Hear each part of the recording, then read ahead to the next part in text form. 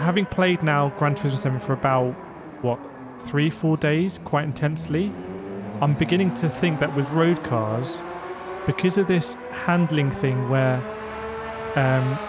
it's very snappy to snap from having grip to snap to having uncontrollable oversteer, and then you really need to lift off, wait for the car to balance itself, and then you get the grip again, rather than it being a kind of progressive thing where you progressively get more oversteer and then you lose control.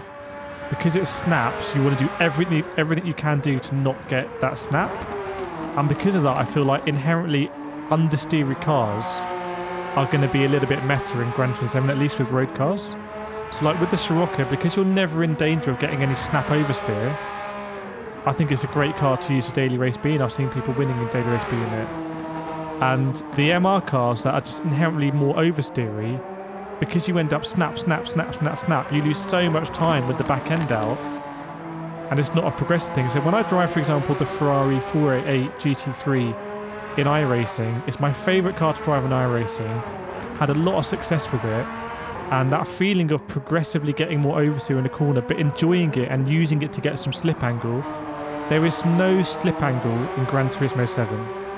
You either have massive oversteer, like almost comically, or you have grip and you're on rails. So if you think of GT Sport like being like on an on-rails game, which it was, and you think of something like Forza being very loose, Gran Turismo 7 seems to transition between GT Sport on rails and then Forza kind of, you know, tyre smoke everywhere.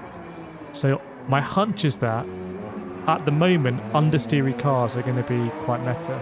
I don't know what people think about that, but that's just my view. I mean, we already hit a relatively quick time for us in the Scirocco very early on. It's taken us a long time to tune the 911.